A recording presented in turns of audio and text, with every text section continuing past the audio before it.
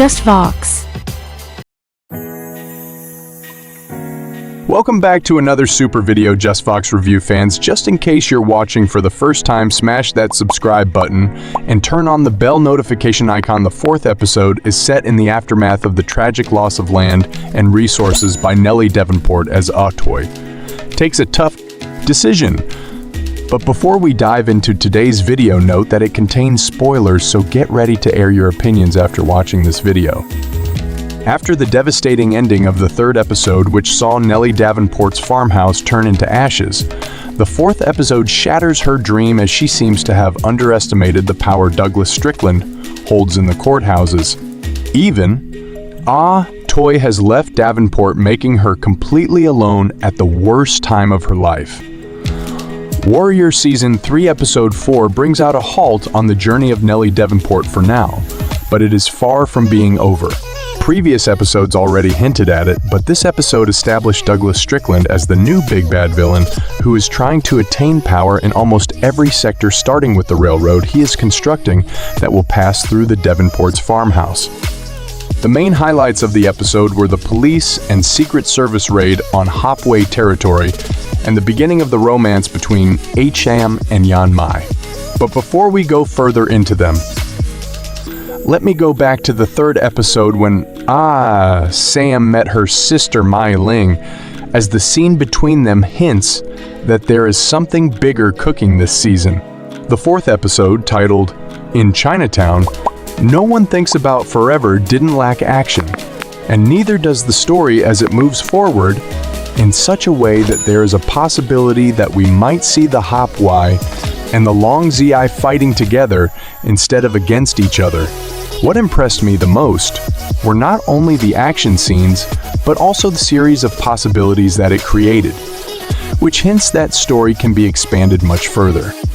Meanwhile, Hong has found a new love partner, but it will be interesting to see how long that lasts, as the Hopway are in all sorts of trouble after the raid, which was meant to capture the counterfeit cash printing machine. The police didn't find any printer or evidence of running any such operations at their HQ, but the new police chief Atwood beat the shit out of Young Jun, making him completely lifeless, and ultimately arresting him. Whatever the case may be, Buckley's new appointment is not leaving any Chinese living in Chinatown without any harm. However, the reason the police didn't find any printer at the Heike is Sam already took it out with the help of Yan Mi. But the trouble followed them, and they were caught by a few policemen outside the HK. Sam was able to neutralize them, but he may have landed Yan Mi in some police trouble along with himself. However, this incident sparks the romance between Sam and Yan Mi. But will they be able to save themselves? Sam and Young Jun are not the only ones who are dealt with heavy hands by the police.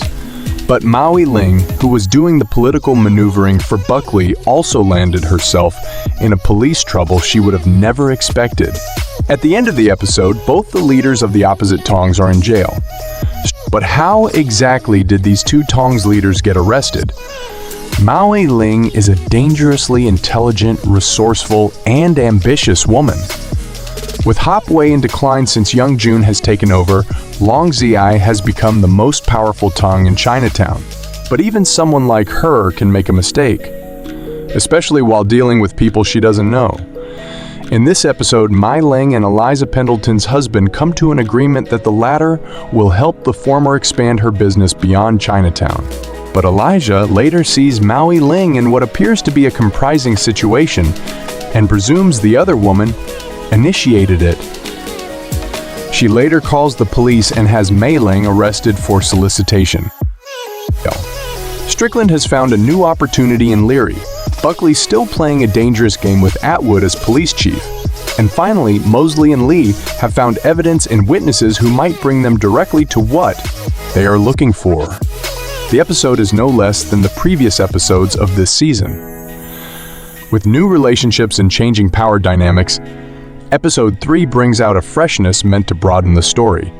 The only disappointment I have is the absence of Penelope Blake, played by Joanna Vanderum.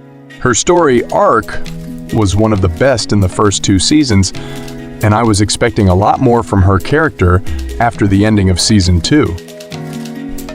Thanks for watching. Don't forget to like, share, and subscribe, and of course, drop us a comment in the comment section below. Lets us know what you think about this video.